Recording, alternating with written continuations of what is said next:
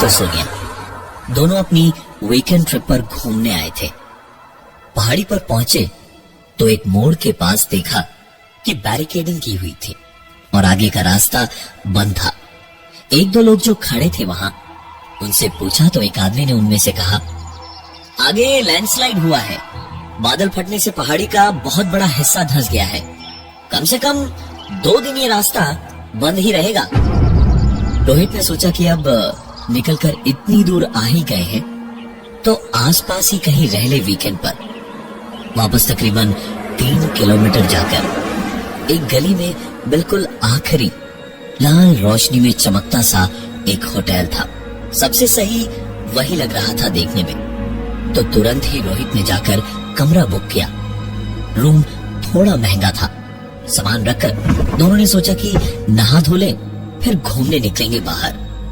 सोनिया ही पहले बाथरूम में गई और अंदर जाते ही चिल्लाकर रोहित को आवाज लगाई, रोहित! रोहित! और फिर बाहर आकर बताया कि बाथरूम में साबुन, शैम्पू या दूसरी कोई भी टॉयलेटरीज नहीं है। रोहित ने तुरंत इंटरकॉम उठाकर रिसेप्शन पर फोन लगाकर एक झाड़ लगाने को रिसीवर अपने कानों से लगाया तो पाया कोई डायल टोन ही नहीं था इंटरकॉम में। रोहित ने 2-3 बार रिसीवर स्टैंड को खटखटाया, लेकिन कोई फायदा नहीं हुआ। उल्टे दूसरी तरफ से एक अजीब सी आवाज आ रही थी।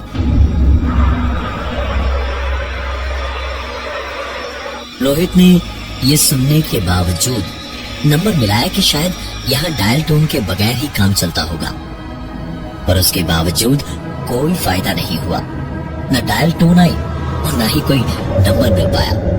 रोहित गुस्से में रिसीवर पटकने गया, तब कहीं जाकर उसकी नजर पड़ी इंटरकॉम के तार पर। फोन का तार निकला हुआ था, और अगर तार ही निकला हुआ है तो कहां से फोन लगता।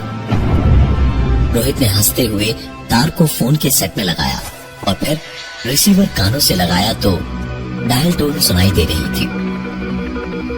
रोहित ने नंबर मिलाया और नंबर उठते ही रिसेप्शन पर बैठे बंदे को झाड़ना शुरू कर दिया। सर, ये होटल है या चिड़ियाघर? यहाँ बाथरूम में टॉयलेटरीज नहीं है, इंटरकॉम का तार निकाल के रखा हुआ है और रूम के किराए के टाइम पे 5000 से नीचे बात नहीं करेंगे आप। तुरंत के तुरंत मुझे रूम नंबर 501 में टॉयलेटरीज चाहिए। रिसेप्शन पर बैठा बंदा करता भी तो क्या। उसने रोहित की बात पर चुपचाप हामी भरी और फोन रख दिया। रोहित इधर सोच रहा था कि आराम से ही काम हो गया, लेकिन इंतजार करते करते रोहित की घड़ी की सुइयां चल नहीं रही थी, बल्कि ऐसा लग रहा था जैसे भाग रही थी। तकरीबन 20 मिनट हो चुके थे और कहीं कोई नहीं आया। रोहित ने दोबारा फोन किया रिसेप्शन पर और उनके फोन उठाते ही चिल्लाने लगा, अरे यार, कब से कह रखा है मैंने टॉयलेटरीज के लिए और यहाँ अभी तक कोई आया नहीं है रूम नंबर 501 में। रोहित को अपनी बात के जवाब में जो सुनने को मिला वो उसने कभी सोचा भी नहीं था, क्योंकि रिसेप्शन पर बैठे आदमी ने कहा, सर, टॉयलेटरीज तो कब की रखा है हम, वो भी आपके फोन करते के साथ ही। रोहित ने पलट के सोनिया को देखा तो वो आराम से लेटी हुई थी।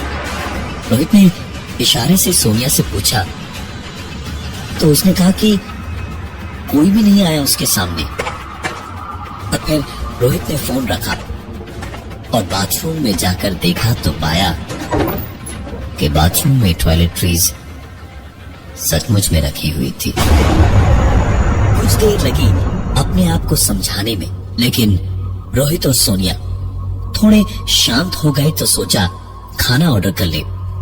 रूम सर्विस में खाना ऑर्डर करने के लिए फोन किया तो रूम सर्विस ने कहा कि खाना खाना हो तो किचन में जाके खाना होगा, क्योंकि इतनी रात को रूम सर्विस नहीं दी जाएगी। रोहित और सोनिया ने भी सोचा कि फ्रेश होकर नीचे जाकर खा ही लिया जाए, और कुछ ही देर के बाद में दोनों नीचे पहुंचे तो वहां उन्हें बड़े अदब से बैठाया गया। रोहित और सोनिया बैठे तो खाना बनाते हुए शेफ ने उनसे पूछा, सर, कौन से रूम में ठहरे हैं आप लोग? रोहित ने जवाब दिया, जी 501। शेफ के हाथ अचानक प्याज काटते काटते रुक गए। उसने एक बार नजर उठाकर इधर उधर देखा कि कोई आसपास था तो नहीं, और जब देख लिया कि कोई नहीं है तो उसने खुद ही कहा, सर किसी को बताइएगा मत कि मैंने आपको ये सब बता दिया है, वरना मेरी नौकरी चली जाएगी। आपका कमरा थोड़ा गड़बड़ है, वहां आत्माओं का साया है, आप ना थोड़ा संभल कर रहिएगा। मैं तो कहता हूँ कि सवेरे रूम चेंज ही करवा लीजिएगा। शेफ ने जैसे ही ये बात कही, तुरंत ही रोहित और सोनिया समझ गए कि टॉयलेटरीज अचानक कहां से बाथरूम में आई थी। क्यों इंटरकॉम का तार निकला हुआ होने के बावजूद सांसों की आवाज सुनाई दे रही थी दूसरी ओर से। दोनों तुरंत उठे और भागे अपने कमरे की ओर, और कमरे में पहुंचकर तुरंत ही जल्दी जल्दी बैग वगैरह पैक किया और दौड़ते हुए नीचे गेट पर पहुंचे। लेकिन गेट पर शटर बंद था। रोहित ने दरवाजे पर बैठे आदमी से कहा, भाई साहब शटर खोलिए, हमें बाहर जाना है। उस आदमी ने रोहित और सोनिया को ऊपर से नीचे तक देखा और फिर कहा, सर शटर नहीं खुलेगा, उनके आने का टाइम हो गया है। अगर शटर खुल गया तो सब अंदर आ जाएंगे। रोहित ने चिढ़ते हुए कहा, कोई भी आए हमें उससे क्या मतलब है, हमें जाना है यहाँ से, शटर खोलो और हमें जाने दो। वो आदमी अब थोड़ी गहरी सर्द आवाज में बोला, सर यहाँ कब्रिस्तान हुआ करता था पहले, उसी पे ये होटल बना है। यहाँ की सारी आत्माएं रोज रात को वापस आती हैं, और अगर कोई दरवाजा खुला मिल जाए तो उन्हें रोकना मुश्किल हो जाता है। उस आदमी ने अपनी इतनी बात कही ही थी कि जब शटर पे बाहर से तनातन ऐसे खटखटाने की आवाजें आने लगी, जैसे एक दो नहीं कई सारे लोग बाहर से शटर पे खटखटा रहे थे, जिसे सुनते ही वो आदमी घबरा कर पसीना पसीना हो गया और बोला, भागिए सर भागिए, सीधे अपने रूम में जाइए, दरवाजा बंद कर लीजिए। कोई कितना भी दरवाजा खटखटाए, कुछ भी बोले चिल्लाए, दरवाजा मत खोलना। रोहित और सोनिया वहाँ से वापस अपने कमरे 501 की ओर भागे तो पीछे पीछे वो आदमी दरवाजे से ही बोला, कुछ भी हो जाए दरवाजा मत खोलना। दोनों के दोनों वहाँ से भागकर वापस कमरे में पहुंचे और दरवाजा अंदर से बंद कर लिया और चुपचाप सांस रोके बैठे थे, जब अचानक दरवाजे के बाहर से एक के बाद एक 4-5 लोगों ने उनके कमरे का दरवाजा खटखटाना शुरू कर दिया। ये तकरीबन 2 साल पुरानी एक अधूरी कहानी इंटरनेट पर एक आर्टिकल में पढ़ के मानस और निधि को बहुत मजा आया। वो जानने को आतुर थे कि इसमें कितनी सच्चाई थी, और सच्चाई थी भी या नहीं। उन रोहित और सोनिया के बारे में इंटरनेट पर बहुत ढूंढा तो सिर्फ एक लापता हो जाने का आर्टिकल ही मिला, न्यूज़पेपर का पुराना, और कुछ भी नहीं। अब तो मानस और निधि ने तुरंत ही होटल का एड्रेस नोट करके अपनी ट्रिप का प्लान बना लिया और गाड़ी लेकर अगली ही सुबह निकल पड़े। पहुंचते पहुंचते शाम हो चुकी थी, अंधेरा काफी घिर चुका था। दोनों रिसेप्शन पर पहुंचे। अपने बैग्स रखकर मानस ने मुस्कुराते हुए रिसेप्शन वाले आदमी को देखा और पूछा, रूम नंबर 501 खाली है, 2 दिन के लिए चेक इन करेंगे। उस आदमी ने मुस्कुरा कर कहा, 1 minute sir, let me check. और चेक करके वो आदमी जवाब दे पाए इससे पहले ही मानस ने कहा, अरे छोड़ना यार, मैं डबल पैसे देने को तैयार हूँ, लेकिन रुकना मुझे उसी कमरे में। सुना है वहाँ भूतों का डेरा है, रात को शटर भी बंद हो जाता है तुम्हारे होटल का, कब्रिस्तान की सारी आत्माएं आ जाती है यहाँ। पता ना भाई, हम बड़ी दूर से आए हैं भूत प्रेत देखने, प्लीज मना मत करना, कमरा दे देना।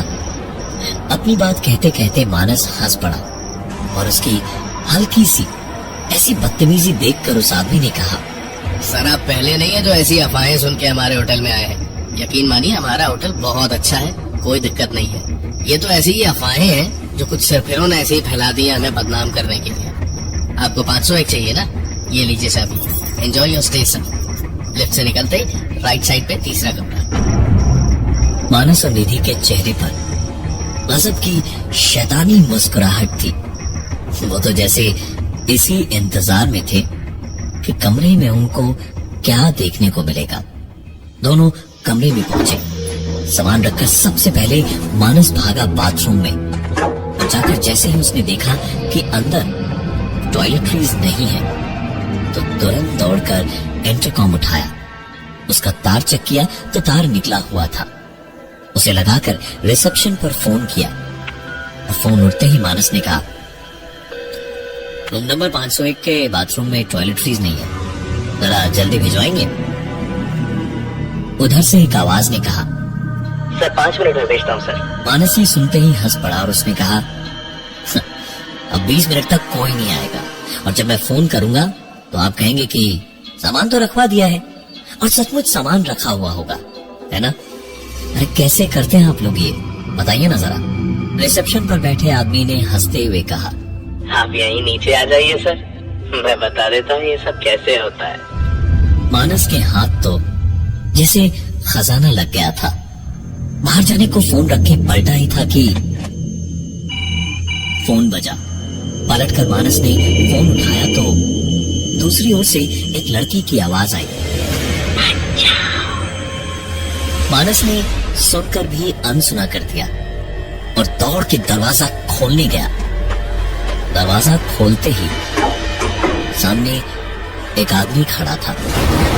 उसने उसे 100 का धक्का मारा। मानस नीचे गिर गया और उसी हालत में वो आदमी अजीब सी आवाज में गुस्से से बोला, कहा ना तुमसे, बाहर मत जाओ। उस आदमी ने इतना कहा और कमरे का दरवाजा अपने आप बंद हो गया। मानस और निधि कमरे में चुपचाप बैठे रहे। उठने की या कमरा छोड़कर निकलने की सोच तक नहीं पा रहे थे दोनों। और थोड़ी ही देर के बाद दरवाजे पर एक दस्तक हुई।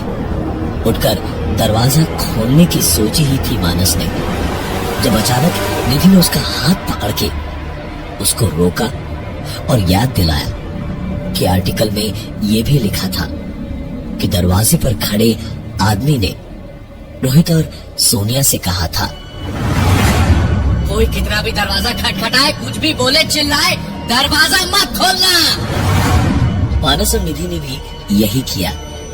दरवाजा खोलने की सोची तक नहीं। मानस ने चिल्लाते हुए पूछा, कौन है और क्या चाहिए? दरवाजे के बाहर से दबी हुई हंसी के साथ एक आवाज ने जवाब दिया, रूम सर्विस सर, आपने टॉयलेटरीज मंगवाई थी ना, वो ही लाया हूँ। दरवाजा खोलिए सर। मानस जानता था दरवाजा खोलने का क्या मतलब हो सकता है। उसने चिल्लाते हुए कहा, तुम बाहर ही रख दो, मैं बाद में ले लूंगा। उस आदमी ने चुपचाप कमरे के बाहर एक ट्रे रखी और बूट्स की आवाज सुनकर समझ आया कि वो वहां से चला गया। कुछ देर मानस और निधि बैठे ही रहे जब देर रात मानस डरते हुए उठा और कांपते हाथों से रिसीवर उठाकर बोला, हेलो। दूसरी ओर से उसी हंसती हुई आवाज ने कहा, सर टॉयलेटरीज आपके दरवाजे के बाहर कब से रखी हुई हैं, अंदर ले लीजिए ना, एक बार दरवाजा खोलिए। मानस कुछ भी करता लेकिन दरवाजा न खोलता। निधि भी अपनी जगह पर चिपक कर बैठी हुई थी। मानस ने इंटरकॉम का तार निकाला और अपनी जेब से मोबाइल निकालकर अपने एक दोस्त को फोन किया जो शहर में पुलिस इंस्पेक्टर था। उसके कहने पर तुरंत आधे घंटे में पुलिस वहां पहुंची और मानस और निधि दोनों को कमरे से बाहर निकाला और दरवाजे के बाहर पैर रखते ही मानस और निधि की आंखें अपने आप पर भरोसा नहीं कर पा रही थी, क्योंकि वहां कोई होटल था ही नहीं। बस एक खंडहर था जिसके अंदर एक चार दीवारी थी, जिसे कमरा समझकर मानस और निधि अंदर बैठे थे। पुलिस वालों ने साफ साफ बता दिया कि यहाँ आते तो कई लोग हैं, लेकिन वापस जाने वाले मानस और निधि पहले ही हैं। रोहित और सोनिया की किस्मत इतनी अच्छी नहीं थी। काश मानस और निधि की तरह उन्हें भी कोई आर्टिकल मिला होता पढ़ने को, जिसे देखकर उन्हें दरवाजे को न खोलने का राज पता होता, क्योंकि उन दोनों ने, यानी कि रोहित और सोनिया ने, उस रात दरवाजा खोल दिया था और बाकी के 24 लोगों की तरह उनका भी आज तक कहीं पता नहीं चल पाया।